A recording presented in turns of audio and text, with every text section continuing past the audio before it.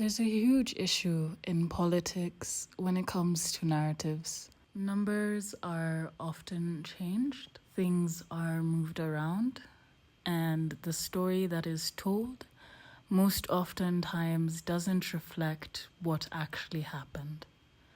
But with social media, we have a way to let the record show.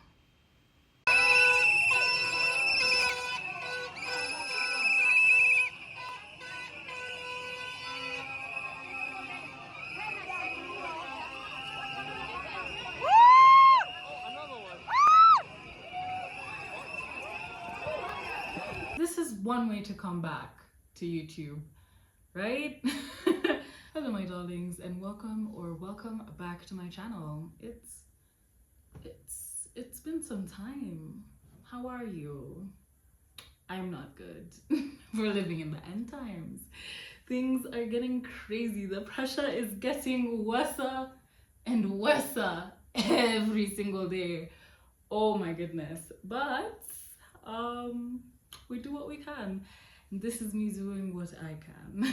Today, my peeps, I will be discussing digital activism. And specifically, I'd like to be offering a new context to this conversation because as I was trying to do research on digital activism, every source, every article, most of the articles I saw were specifically talking about a Western context and specifically America. And I feel like the African voice is missing with regards to this conversation. And hi, I'm African. I have a passport that says so. This is activism that is done online. I will insert the definition here. This is what digital activism is. When it comes to the African context, I think especially I'm going to be talking specifically about the Kenyan context because that's the only perspective that I can offer. A majority of our population are young people. And when it comes to Kenya specifically, we have 33% of the Kenyan population being in Generation Z, Gen Z. So a lot of our population, over 50% of our population, is young people. So how has the digital space changed activism as we know it in Kenya? No one is going to tell me what to do at one time. I'm in charge. So please put that proposal on the table and then let's discuss it. And if they need a right, you can't say because there is a... The youth in Kenya, due to the accessibility of the internet and cheap smartphones on the market, we have a lot more people being online, a lot more younger people being online, and from different demographics in the country. So you could have people in Nairobi who are online because they have smartphones and internet, but then you also have people in more rural parts of the country, in smaller towns, having access to smartphones and internet. When it comes to the digital space, you find a lot of Kenyans being on online. We're famously known as Kenyans on Twitter. Very scary group of people. You never want to accidentally run into them. They will be ruthless. Consider this a peace offering.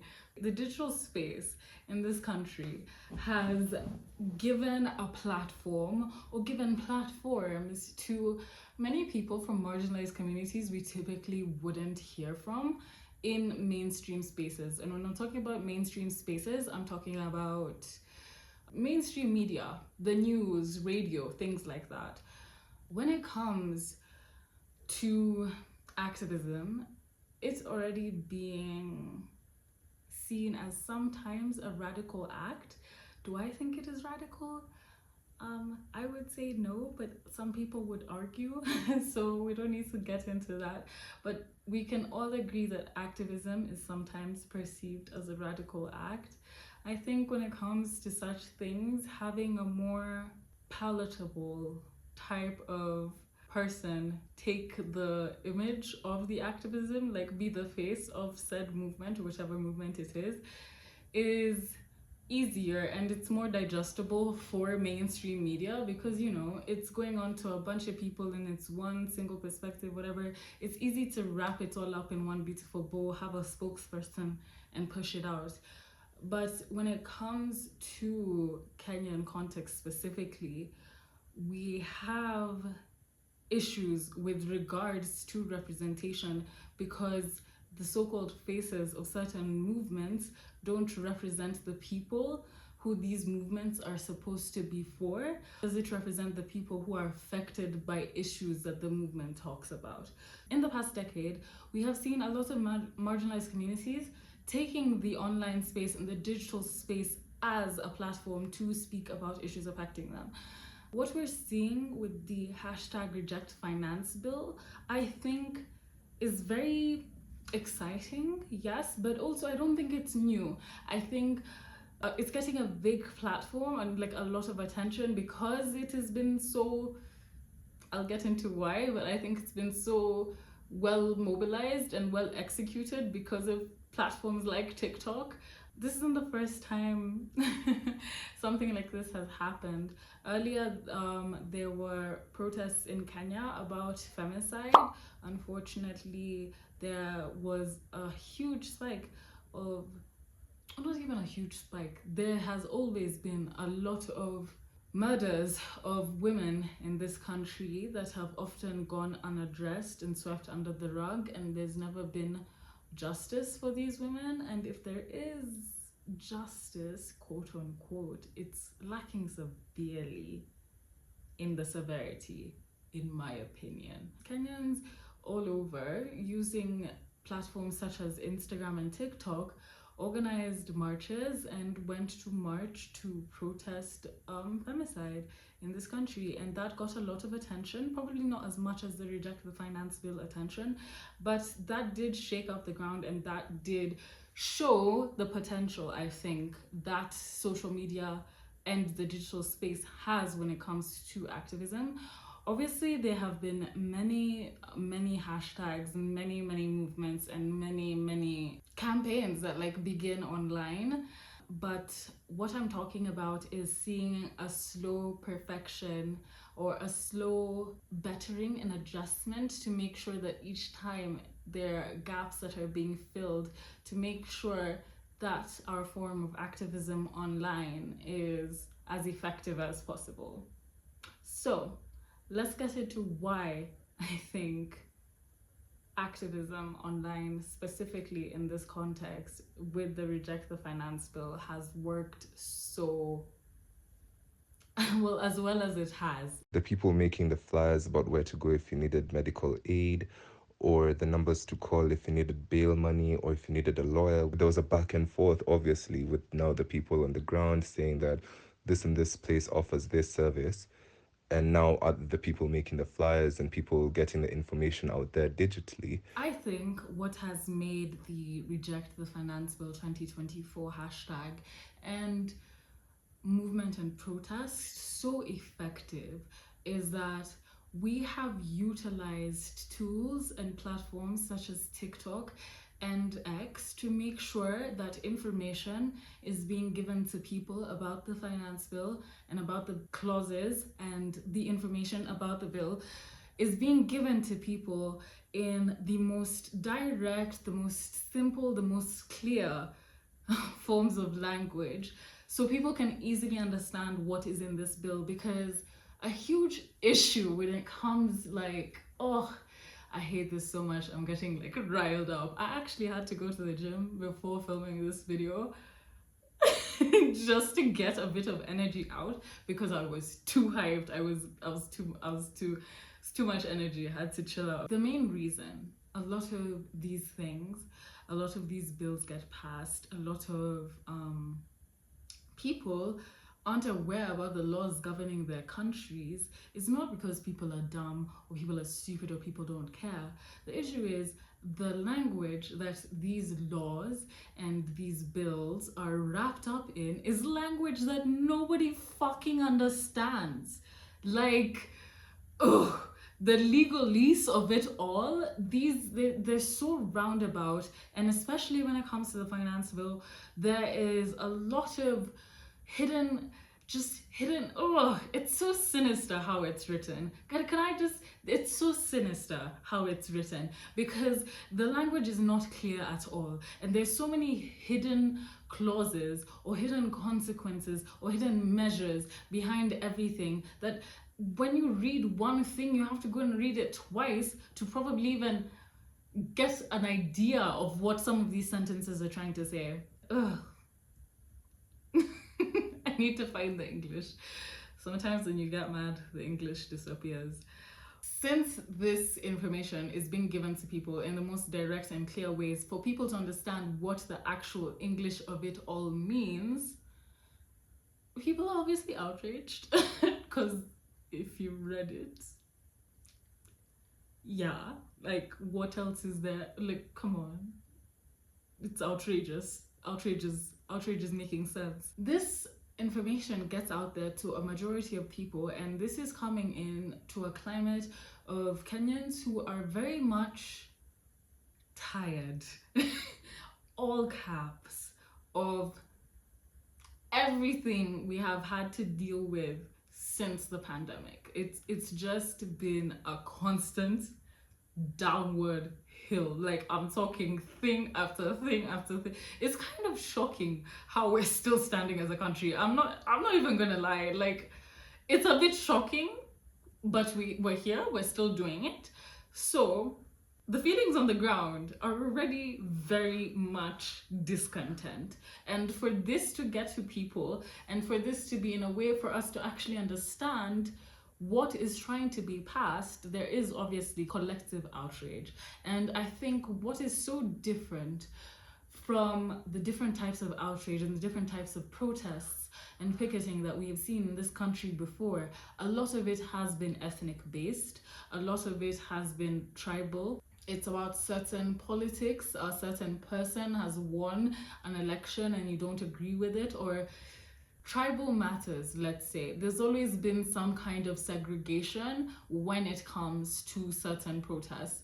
This protest is for a certain type of person. This protest is for a certain type of person from a specific type of tribal group, or this protest is from a type of person from a specific class or socioeconomic standing, things like that. I think the anonymous nature of the internet, because obviously, yes, we're all somebody on the internet, but also for the most part, a regular internet user is nothing but a profile picture and a username. So the barriers of tribe are still there, yes, but they're disarmed, right? The barriers of socioeconomic statuses are still there, but they're disarmed. Because you have a group of people now who have brought down all those barriers and share in their collective dissatisfaction. I'm telling you, that's putting it so lightly. This has hit them in their collective dissatisfaction, and this has led to quick mobilization because these channels of communication have already been established.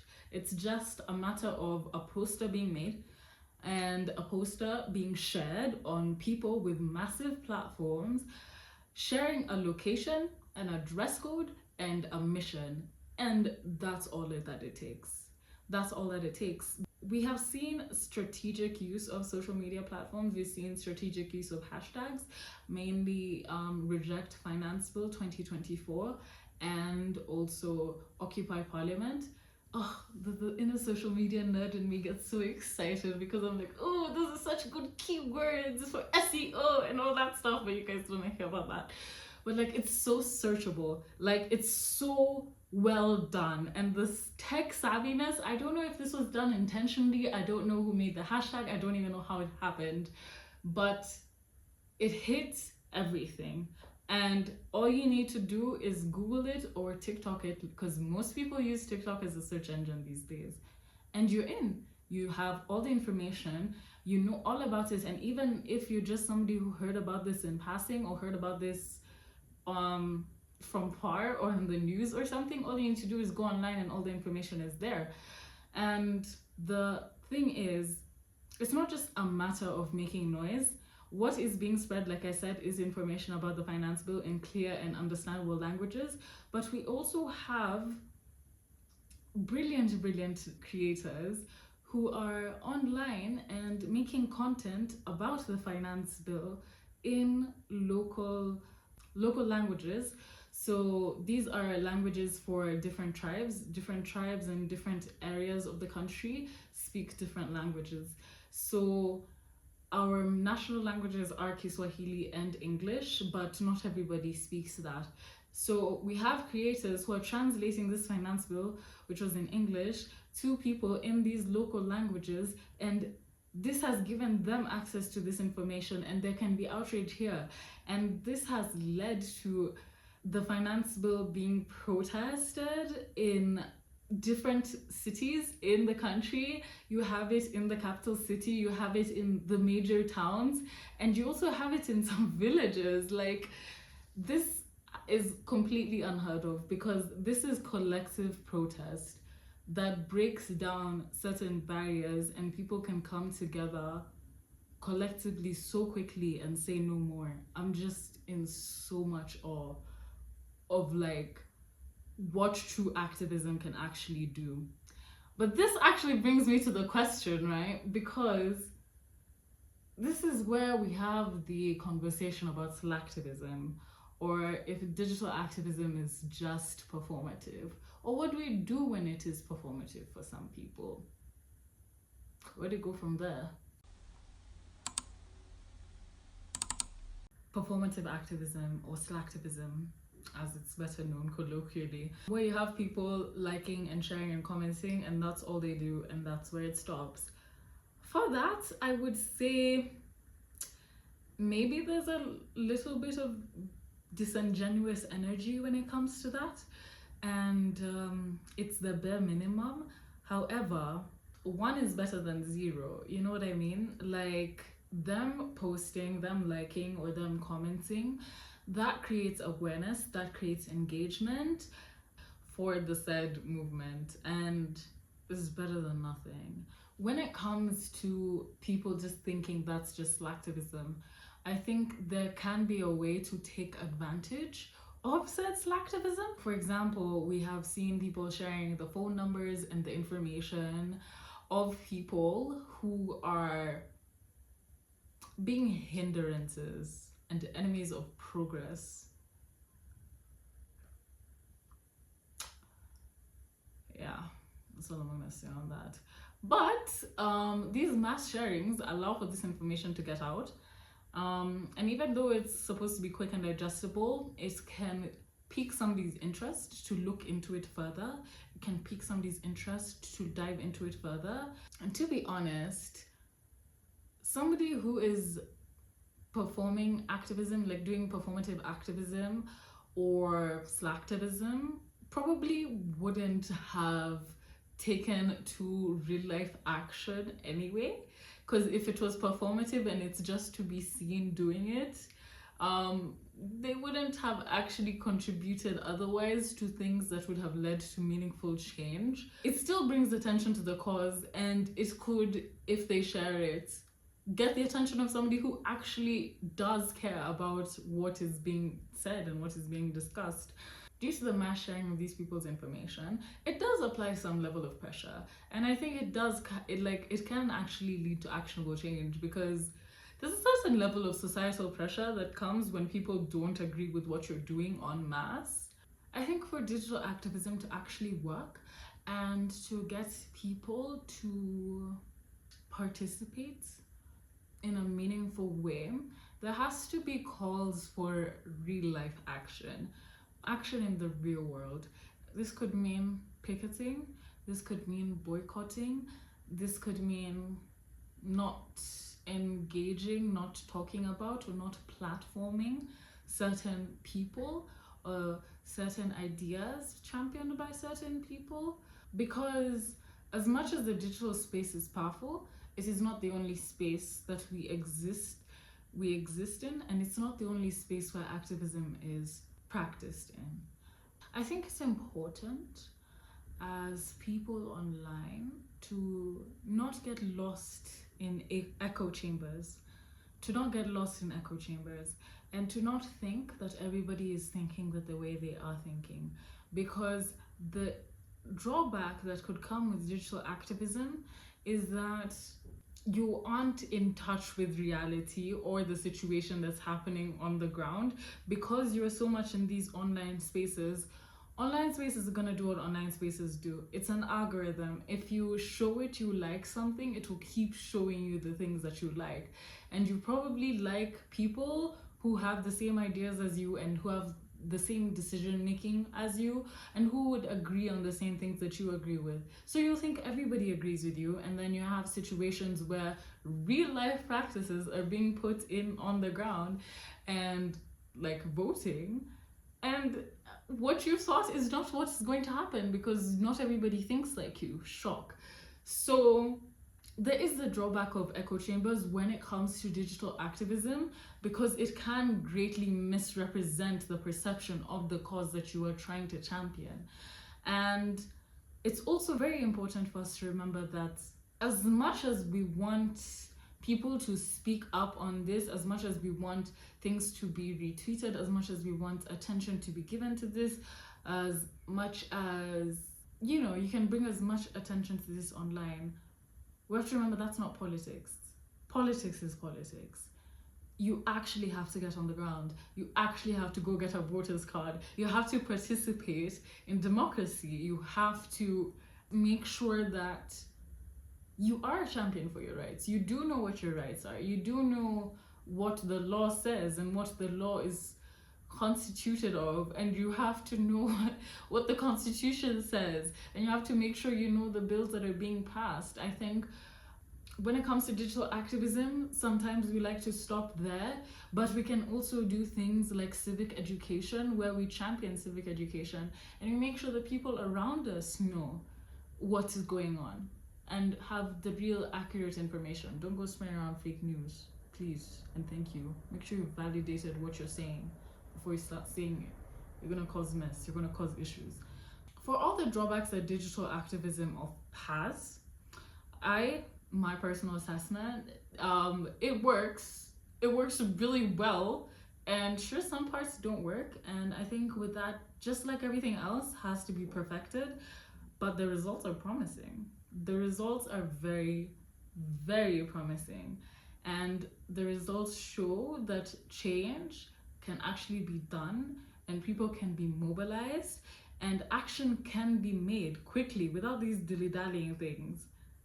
For the longest time, barriers of communication have been a hindrance in people advocating for change, and how we communicate has drastically changed. And this has opened new doors for how we do things, how we mobilize, how we relate to one another. And I'm just so completely proud that, I'm so completely proud that I am part of a generation that is a part of this change and is doing what they can and doing their part and practicing their civic duty and getting their voters' cards. Please, and thank you. Go get one. Anyway, I hope you guys like this video. If you like this video, make sure to share this video. Hashtag reject finance bill 2024. Hashtag occupy parliament. I hope you stay safe this week. I hope if you are protesting, I hope you stay safe. Go with a group of people. Make sure people have your location. Just do what you need to do to get home safely. Don't be violent. Don't provoke anyone to anger or violence. Let's just go practice our civil duty and pray for the best, man. Pray for the best. Shit. Yeah. My government's gonna be so messed up. I'm reviving a dead YouTube channel. This is what we're doing. Oh, please be serious. I feel like as a country, our officials just need to pack up and go home. Try again next week. Maybe not this week. Maybe next year. Actually, just put a pause on the whole thing. Let's regroup.